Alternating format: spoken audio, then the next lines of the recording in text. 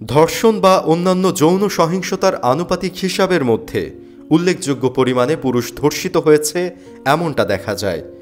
ঐতিহাসিকভাবে ধর্ষণকে শুধুমাত্র মহিলাদের বিরুদ্ধে সংগঠিত অপরাধ হিসেবে বিবেচনা এবং সংজ্ঞায়িত করা হয়।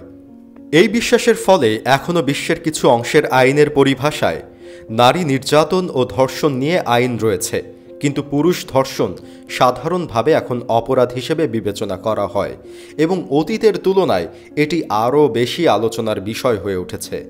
এই পর্বে আমরা জানব যে একজন নারী কি আসলেই পুরুষকে ধর্ষণ করতে পারে কিনা সেই বিষয়ে।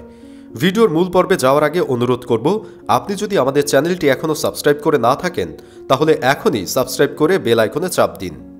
পৃথিবীর অন্যতম জঘন্য অপরাধ হল ধর্ষণ। নারীকে যেমন একজন পুরুষ ধর্ষণ করতে পারে, অনুরূপভাবে একজন পুরুষকেও একজন নারী ধর্ষণ করতে পারে। ইচ্ছার বিরুদ্ধে নারী বা পুরুষ তারা যদি সমলিঙ্গ কিংবা বিপরীত লিঙ্গের কারো প্রতি যৌনাচারে লিপ্ত হয় তবে সেটা ধর্ষণ বলেই গণ্য হয়। তবে নারী ধর্ষিত হলে যেমন আলাদা আইনে বিচার হয়, পৃথিবীর সব দেশে পুরুষ ধর্ষিত হলে তেমন আলাদা আইনে বিচার হওয়ার রীতি এখনও চালু হয়নি। পুরুষের ধর্ষণের ক্ষেত্রে অধিকাংশ জায়গায় সাধারণ আইনে বিচার করা হয়ে থাকে।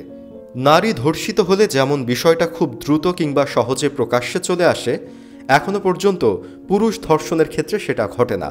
সাধারণত নারীরা যে পুরুষদের ধর্ষণ করতে পারে সেটা আমাদের সমাজে বিশ্বাসযোগ্য হয়ে ওঠেনি।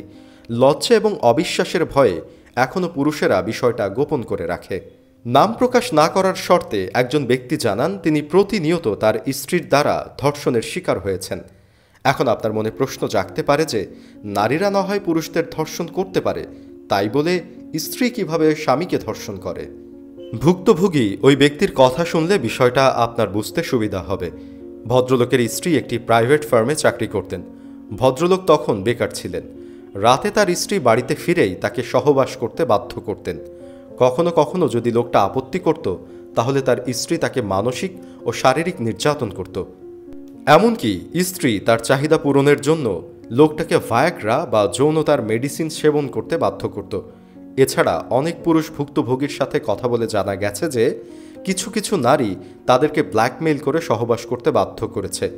বিভিন্ন কেস স্টাডি থেকে জানা যায় যে অধিকাংশ ক্ষেত্রে কম বয়সী ছেলেরা সিনিয়র মেয়েদের দ্বারা বেশি ধর্ষণের শিকার হয়েছেন। তবে পুরুষ ধর্ষণের ক্ষেত্রে আমাদের দেশের চিত্র একটু আলাদা। আমাদের দেশে নারী কর্তৃক পুরুষ ধর্ষণের চিত্র খুব বেশি চোখে পড়ে না। এর সবচেয়ে বড় কারণ হল সামাজিকভাবে ব্যাপারটা প্রকাশিত হবার রীতি চালু না হওয়া। তবে গত কয়েক বছরে পুরুষ কর্তৃক পুরুষ ধর্ষণের বহু খবর আমাদের সামনে এসেছে।